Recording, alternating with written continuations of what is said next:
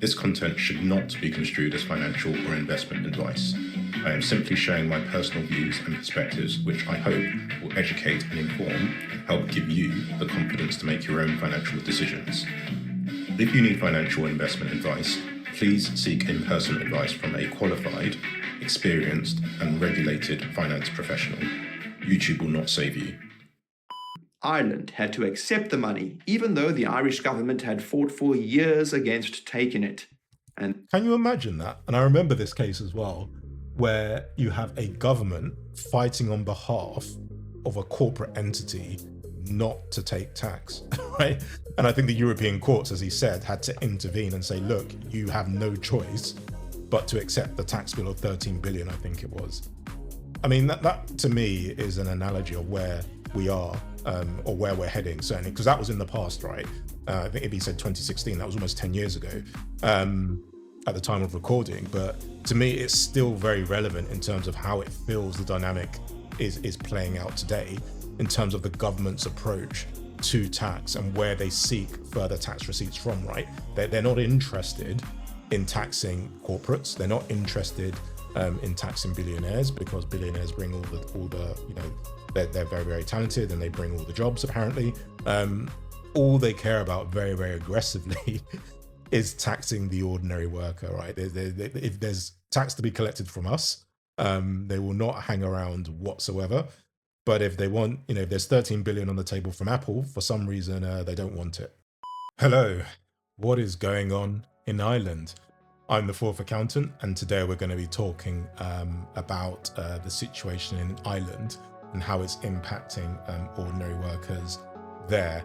So the reason I wanted to cover this video, and this is by a new channel called The Finance Bureau, and this is basically another channel that Coin Bureau have created to talk about finance, essentially. And these are people that have a lot of credibility, certainly in the crypto space. I'm a big fan of their channel. I actually subscribe and I'm a follower to Coin Bureau. And from what I've seen from this new channel, Finance Bureau, it's equally as enjoyable in terms of what they're producing, which is why I'm choosing to cover this video. But the other reason I wanted to cover this video is because I do actually have a friend that has emigrated to Ireland to work in the banking sector. So I thought it would be fun to sort of cover this video on that basis, just based on the fact that he has talked about many of the things we're going to explore in this video, and how he's finding things despite the fact that he is doing really well out there. So yeah, let's dive into this video and see what we can learn about the land of gold in Dublin. Ireland is supposed to be one of Europe's major economic success stories, and indeed the numbers look fantastic on paper. 30 years ago, Ireland was relatively poor compared to Western Europe, but fast forward through a couple of economic booms, and now it ranks 4th worldwide in GDP per capita. Yeah, GDP per capita. If anybody has watched any of my previous videos, you'll understand how I feel about gross domestic product. It is not a great metric in terms of measuring economic wealth, in my view, because essentially what it does is it just measures output, right? It doesn't actually measure. So it's a bit like measuring revenue for a business. And if that number is really, really high, you just ignore all your costs, right? So that to me is why GDP, it's useful in terms of understanding economic activity, but you need to factor in other things to understand, okay, is this country really doing well? And what impact does it have on ordinary workers, essentially? But high GDP is normally good for asset owners. It's normally good for big corporates and anyone that owns that corporate, any billionaires that happen to have a massive stake in these big corporate entities. The Irish state sees massive income from corporate taxes thanks to multinational firms setting up their EU headquarters in Ireland. You'll find big tech campuses, pharma factories, and even the elusive national budget surplus. On paper, it looks like a country that won capitalism. Yeah, if you have a national budget surplus, that is nothing to, that is something that, to shout about. That's something we're struggling with in the rest. Well, Ireland isn't part of the UK, it's part of Europe, but it's, UK adjacent, I guess. But in the UK, certainly we don't have that position, and many countries, developed countries, are struggling with deficits. So yeah, I think the fact that they've achieved a surplus, I'm sure, the Prime Minister of Ireland, or the President of Ireland, I'm not sure what the official name is for the highest politician in Ireland, but I'm sure that's something they will be shouting about for sure. The wealth in national accounts is there, but for ordinary people, Ireland is becoming impossibly expensive while being dramatically underbuilt. But why is that? Well, to explain this, we have to start with GDP, the number that makes Ireland look so absurdly rich. GDP measures the value of what gets produced or booked inside a country. Exactly. So it measures what has been produced. Notice, not profitability, right? So if you're a normal business, if the only thing you measured was what you could produce, it wouldn't tell you very much, would be my suggestion. In Ireland's case, that includes a huge amount of multinational corporate activity that is, by definition, not income being kept by Irish people in Ireland. And that's why it's more appropriate to use GNI, or gross national income. GNI adjusts GDP for income flowing into and out of the country. GNI star, or modified GNI, is an even more specialized metric that tries to strip out all of the global company distortions, including things like intellectual property and aircraft leasing, big sectors inside Ireland. Yeah, and that's why GNI would probably be better for trying to understand the impact on ordinary people. So basically it's saying, what does the aggregate take-home pay for Ireland look like, right? Whilst GDP for me is a number that's thrown around a lot, but I think it's misused, certainly in the political space. I really don't like that number at all. Although Ireland has a reputation for being a wealthy country, the question is, wealthy for whom? The state has money, multinational profits are huge, and the GDP charts look fantastic. But those statistics do not pay rent for the 26-year-old who's sharing a kitchen with strangers. Exactly, right? And this is the problem I have, and I keep going on about this, but this is the problem I have with GDP. It doesn't tell you anything about distribution. So obviously he was correct to bring up the gross net income, I believe was the metric he gave us, which basically gave us an indication as to the aggregate take-home pay of Ireland based on the GDP figure, which was almost half the GDP figure. But then what we have to consider in terms of what's left, to distribute amongst the Irish is what proportion do people get to take, right? So is most of it in a handful of very wealthy individuals, or is it spread out more evenly? Does the government get some, right? That's what we don't know when we look at the GNI figure. In 2024, the Tax Justice Network ranked Ireland 9th in its corporate tax haven index, alongside places usually associated with little else other than tax planning. So how did Ireland earn 9th place on that list? Well, the basic mechanism is that huge companies sell products all across Europe, but the bulk of the profits actually get booked through an Irish company. And that Irish company then becomes the place where money piles up for tax purposes. And this can happen because the Irish company owns valuable rights, licenses technology, or, importantly, acts as the European headquarters. Exactly. So this is why the transfer of IP was relevant. It's because it allows much of the subsequent profits to be recognized in the place that holds the IP. And again, if you're headquartered in a particular country, i.e. where management decisions are made, and that's where basically the board will meet on a regular basis, then again, there'll be management recharges as well that can be applied. So these are all ways you can legally transfer profits that arguably have been earned in one jurisdiction, but essentially move them across to your preferred jurisdiction, all legally, by the way. So that I do want to caveat that this is all legal things that they are doing. So yeah. So profits made by these multinational firms end up looking purely Irish on paper, even though the customers, factories, or users are somewhere else. And again, to be very, very clear about all of this, this is permitted under the current tax regimes, right? So when we talk about profits, as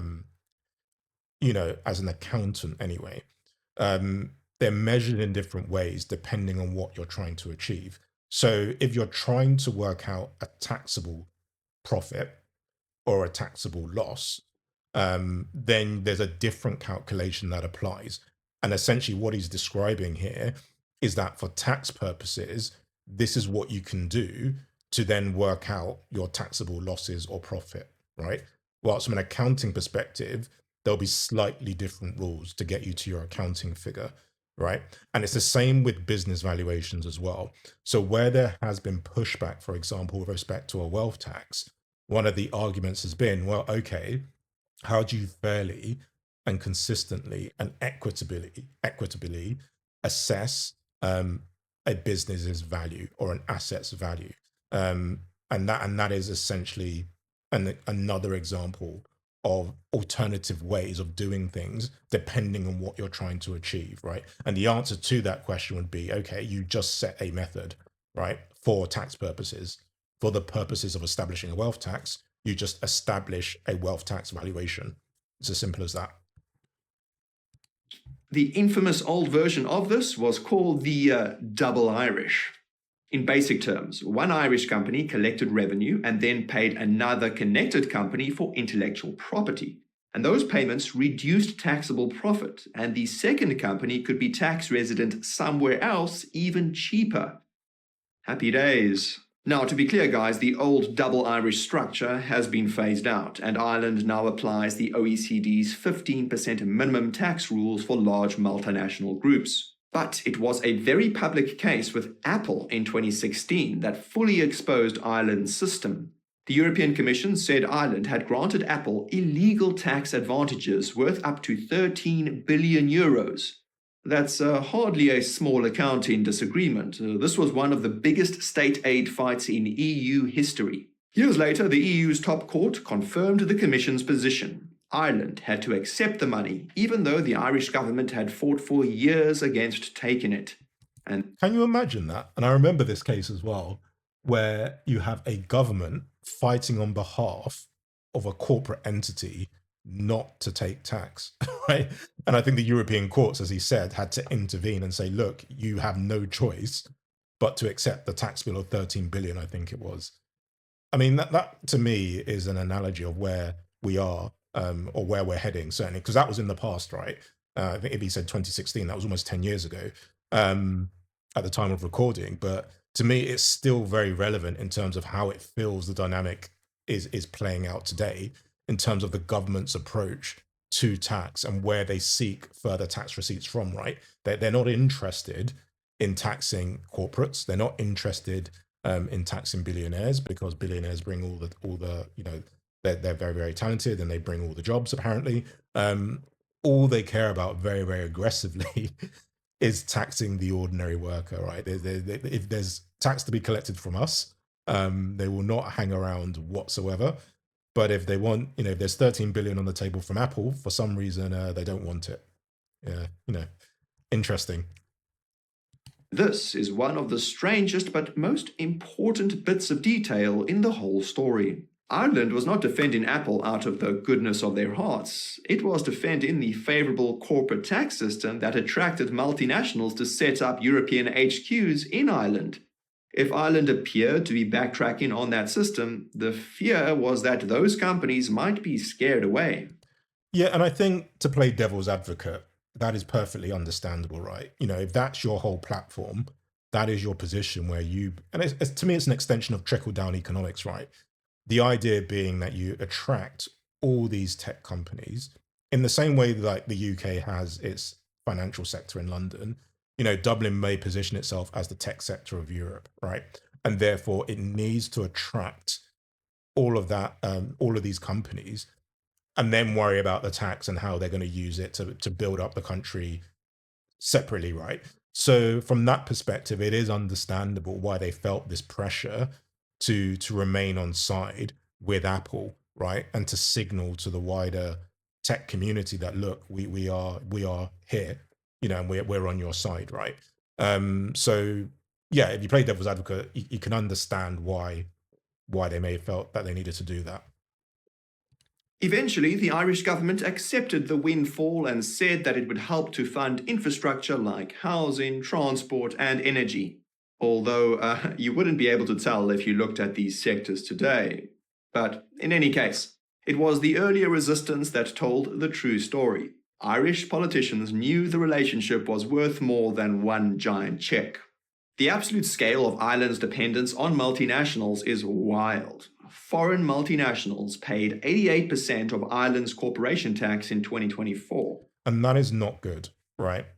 That is really not good. To have this level of reliance on a relatively small number of businesses or corporates puts you in a very precarious position and gives them a lot of leverage. And it's something Jimmy the Giant has talked about actually, where he discusses this idea of attracting businesses by simply lowering your corporation tax rate, which seems to be the approach of many countries and economies, certainly in Western economies. And basically, you just end up in a situation where, the people of that country just start becoming poorer and poorer ultimately. Because, you're just in a situation where you just have to constantly keep your tax rate low or lower it still to compete with everybody else, every other country that's trying to take that corporation away and have them headquarter in their country. And that lowers tax receipts. And that just basically means it's just a death spiral, in my view. So yeah, for me, this is not a good metric at all. And it's one which is obviously he's raising it because it's concerning, right? The top 10 companies paid 57%.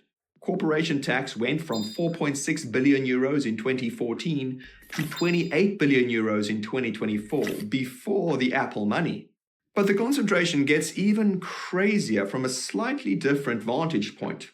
3 corporate groups accounted for 46% of all corporate tax revenue in 2024. 2 were tech groups, and together they were close to 40% of the total. Yeah, and that just illustrates the problem. Like 3 groups were responsible for almost 50% of corporation tax, right? It's very difficult as a country to have any power over corporates if that is the situation, right? So yeah, again, that is very precarious, I would say. So, Ireland has built much of its public finances to be dependent on a very small group of global giants. And that looks brilliant on paper while the money keeps flowing. It's easy bragging rights for the politicians. But there are second-order effects from all of this as the model spills into the real economy. And these second-order effects are clearest in Dublin, where high-profile multinationals have set up their European headquarters. There, the multinational economy is not just tax loopholes and filings. It means offices, employees, landlords, and thousands of people competing inside a housing market that was already stretched to begin with. Yeah, and I think the other context around this, coming back to my original point, was that the idea would be that by bringing these companies, it would create jobs for local Dubliners, let's call them, and then they'd obviously then be in a better position with higher salaries, let's say, to buy housing. But the problem you have is that housing stock, in many of these types of countries are limited. And also there's no social contract that says these corporates must hire local talent, right? So as I mentioned to you before, my friend emigrated to Ireland to work for a bank, and he was living in London. So, instead of employing someone in Dublin, they gave that job to someone who was originally based in London. And I remember when we went out to Dublin to look for somewhere to stay initially, the rents were crazy, absolutely crazy. And that was decades ago, right? So, I'm not surprised that we're in this situation now where, with all this, flood of cash coming in, with very highly paid international workers, there's no more land in Dublin that's being created. I doubt houses are being built fast enough. So in the end, yeah, you're going to have this massive demand, a massive influx of workers, and they're all going to be fighting for very limited housing stock. Now, Ireland does have technology, pharma, manufacturing, engineering, and research activity. But many of the most prominent Dublin operations are regional headquarters for sales, advertising, customer success, content, policy, support, marketing, and operations for Europe, the Middle East, and Africa. Now, a very good example of this is the Segment Dublin expansion. The company declared Dublin as its EMEA headquarters and highlighted Ireland's skilled multilingual workforce, something all of these multinationals say about Ireland. But that specific language, so to speak, is crucial to the whole story. A ton of those regional jobs require English plus another European language because the employee is dealing with customers across multiple different markets. So companies naturally recruit people from outside Ireland. Exactly. Exactly. And this is my frustration when people talk about billionaires bringing lots of jobs, right? If there's a social, or I wouldn't even say social, if there is a real obligation when headquartering to recruit local talent, there might be a stronger argument to say, okay, let's lower the corporation tax rate to encourage them to come, right? Let's think about, how we treat them, in terms of personal taxes, if it means there's a massive net positive to the local economy, right? But because there is no obligation to do any of these things, right? The only obligation they have is just a headquarter there, right? Outside of that, they can run their business as they see fit, which, if you believe in modern business, that is correct, right? But ultimately, there is no obligation to recruit local talent, and in many cases the highest paid jobs tend to go to international talent, right? And this is something we've talked about in America with respect to the H-1B visas, right? Elon Musk is famously a big supporter of it, despite his own personal views around culture and that being eroded away. Donald Trump has spoken in favor of H-1B visas, and many of these tech companies would have originated, let's say, in the US. So many of the execs will be probably from the US, right? So, and again, if there's a requirement to be bilingual, trilingual, chances are there's going to be a lot of outside recruitment from people from those regions or those markets they're looking to get into. So it does make things very, very challenging for Dubliners that are native and indigenous to the country. And what they're going to find is that they can't keep pace with the salaries that these international workers that they're competing with are receiving, and they're going to be pushed out of living from where they're from ultimately. And even my friend I mentioned, he has chosen to move outside of Dublin because he can get much more money.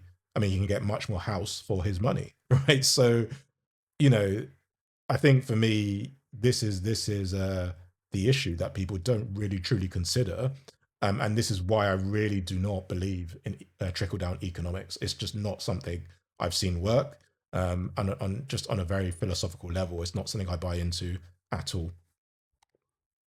The rental numbers are just grim. According to Daft, the country's leading real estate website, only 1,777 homes were available to rent nationwide on February 1st, 2026. And that was down 22% in a year, the lowest availability in nearly 2 decades. Statistics like that sound bad enough, but it's important to realize what they actually mean on the ground. For example, get this, guys. In Dublin, a former office building was advertised with bed spaces costing up to €890 a month, with up to 4 people in one room and 22 people in the property. Just awful. Yeah, and I think, if we were describing a third world country, um, nobody would bat an eyelid, right? But this is apparently the fourth richest country by GDP in the world. And this is how people are living, or some people are living, right? And I think for me, as a matter of principle, is that acceptable, right? And I think if it's not, then you have to question the system. You have to question, okay, is what we're doing here, does it make sense, right? Or do we need to modify or reform or change things, right? So, I think for me, that in itself should be a massive red flag to many ordinary people. So, although the country is posting huge corporate tax numbers, even a budget surplus, the government is asking workers, students, and families to accept a housing market that is completely out of control. Yeah, but it's all going to trickle down, right? So, I mean, I shouldn't laugh because this is a very serious situation. And I do know, anecdotally, that there's a lot of frustration Dubliners, Indigenous Dubliners have about the situation, right? Because obviously, many of us will know anecdotally that the Irish people are a very, very proud people.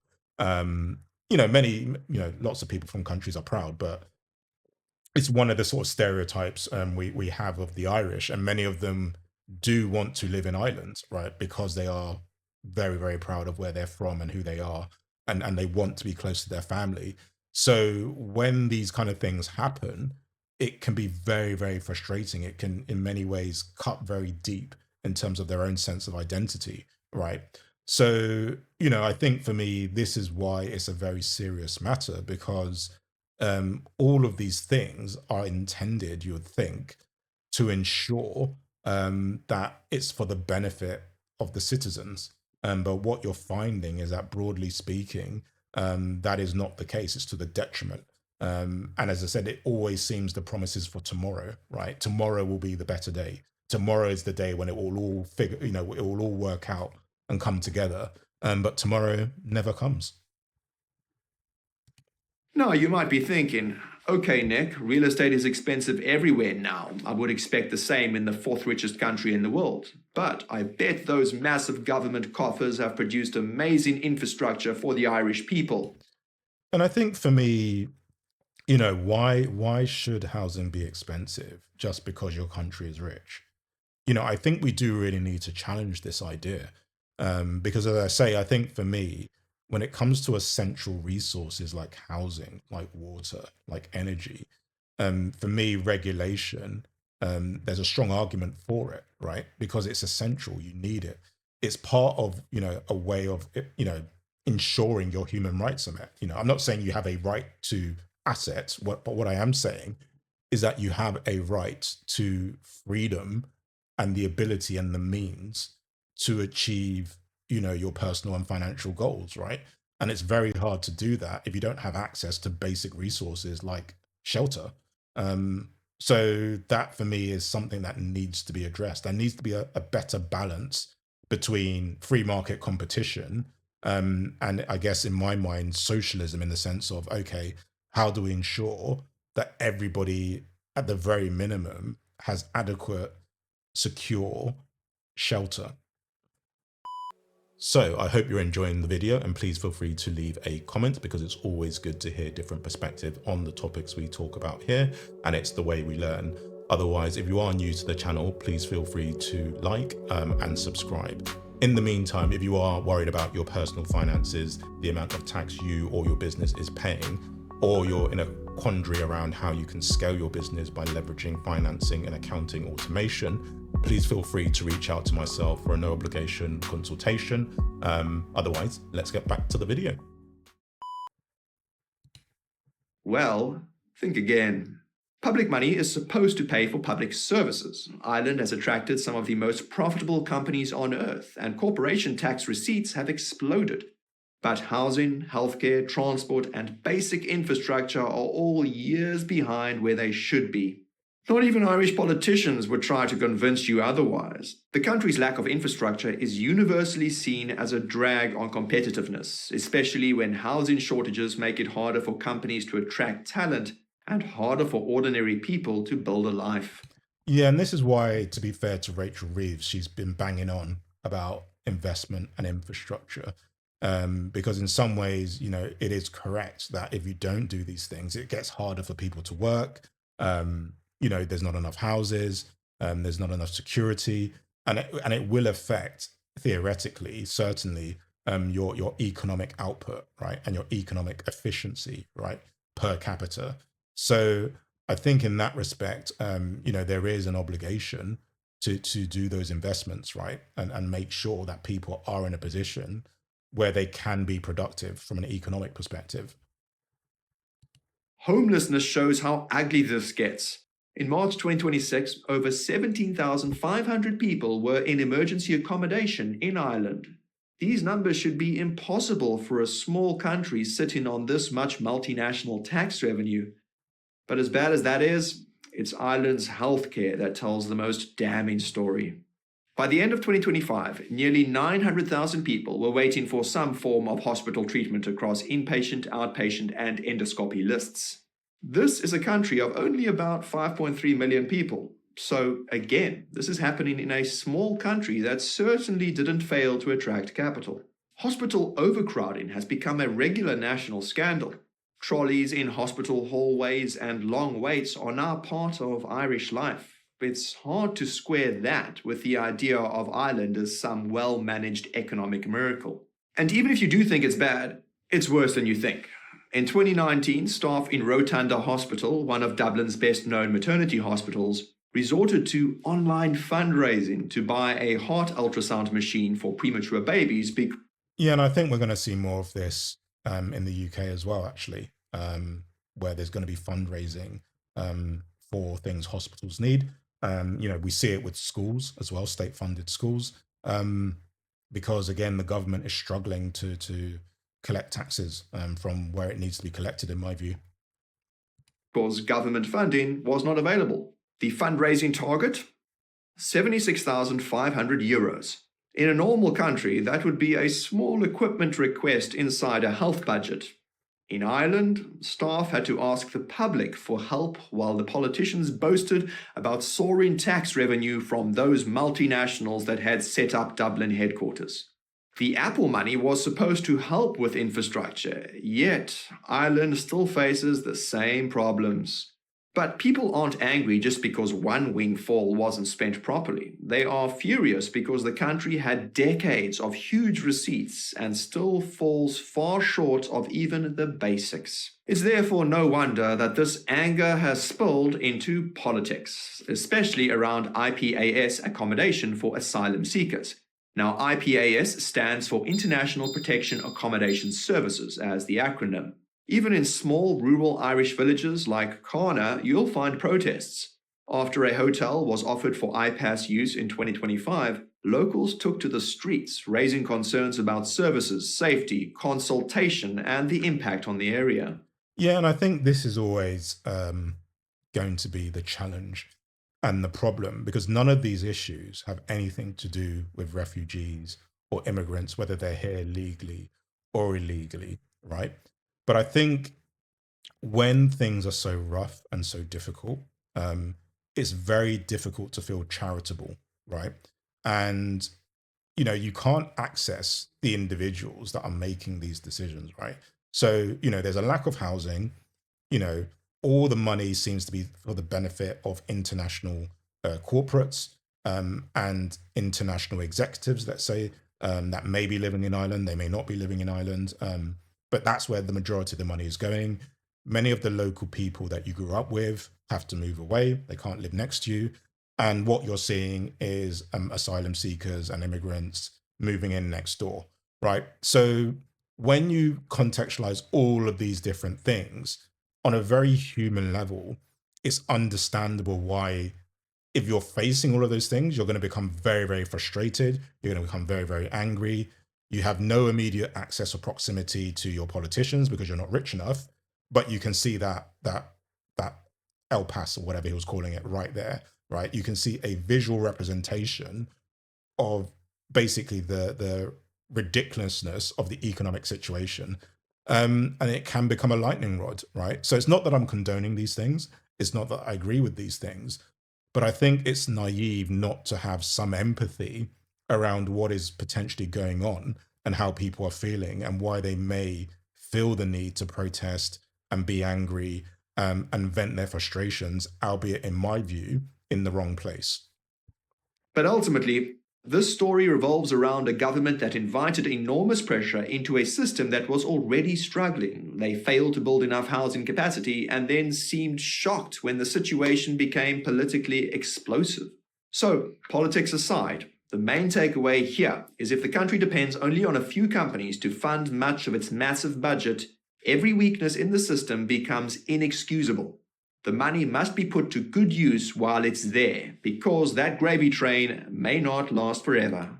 And I think he's made a very good point, actually, because, and that's why I say the situation is precarious. This surplus, is it sustainable in the long term, if it's dependent on basically three group corporates that can basically headquarter anywhere at a moment's notice, right?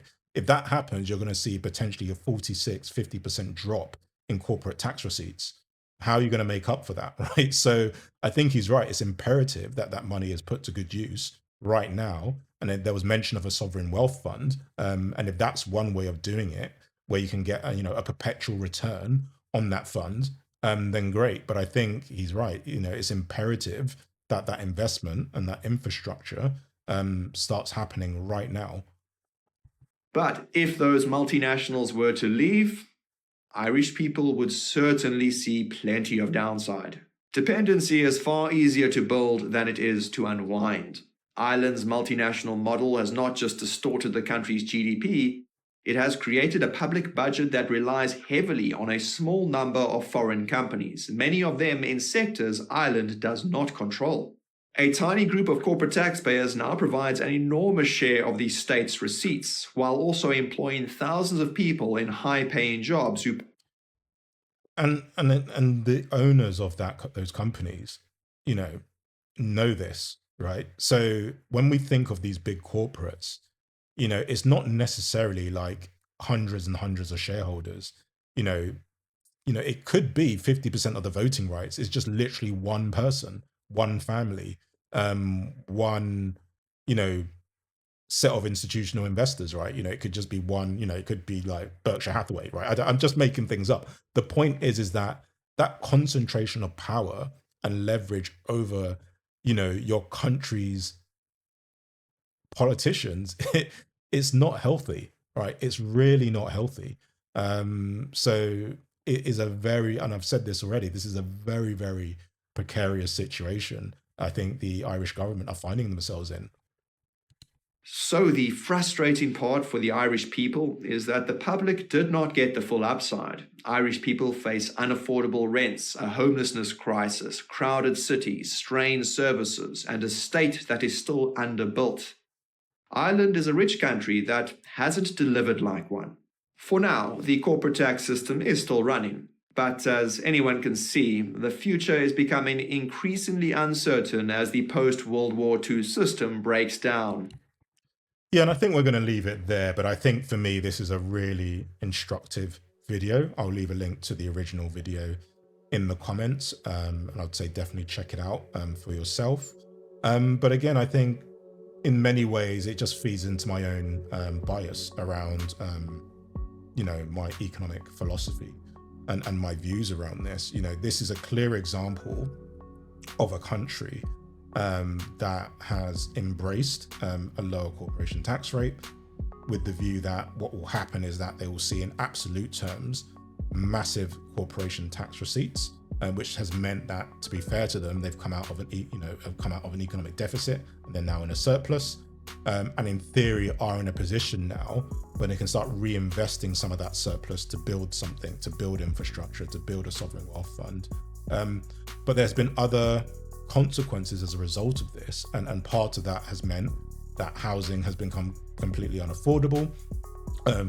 Indigenous people, the Irish, are struggling to compete with international workers that are being paid much more money, because the skill sets that are required for some of these jobs mean that international workers are better placed to do them, i.e. being multilingual, for example. And it's creating this tension, it's creating this resentment, it's creating this anger, which spills over the moment you're seeing, asylum seeker and migrant centers being set up, which appear to be accommodating them in a much more compassionate and protective way relative to your own people, right? So, and it all is consistent with what I've been hearing from my friend in Dublin, who, you know, has outlined the tax rates that he faces are ridiculous. You know, there's no such thing as an ISA, which is something we benefit from in the UK, whereby, you know, there's certain places we can put our money, and where if it grows, if it receives interest, if it appreciates, if we buy more shares, there's no, you know, tax on that. Whilst in Ireland, you know, none of these things really exist in any meaningful way. And my suspicion is partly because the tax receipts in relative terms are so low, they have to address that by increasing personal tax on workers, essentially. But as I say, the idea would have been that those workers were more highly paid and could accommodate those higher tax receipts. But as I say, what you're also finding, which is, you know, a very basic economic, you know, situation, is that where you've got a lot more money, but limited resource, limited supply, then all it does is drive up the cost of resources and things we need, to the point where even with your high salary, you can't afford anything anyway, right? So yeah, it's a shame really, to be honest with you, because as I say, Ireland is a fantastic country. When I visited Ireland, I've really enjoyed my time in Ireland. And I think, you know, it has a lot of talent, clearly. You know, that's part of the reason why many of these companies will be going there.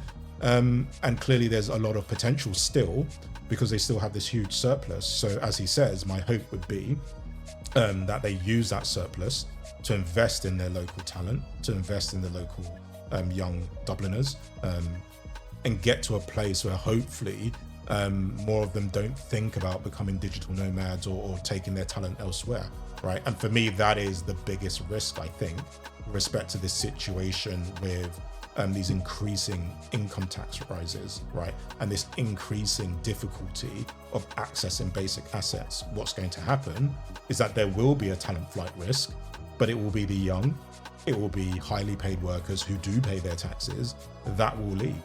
And all we'll be left with is those that are not in a place to make huge tax receipts because they're basically on lower income and they need more benefits, and the ultra wealthy who are mobile and don't pay their fair share anyway, in relative terms. So yeah, as I say, my hope is that things do improve. But yeah, until next time, take care. Peace.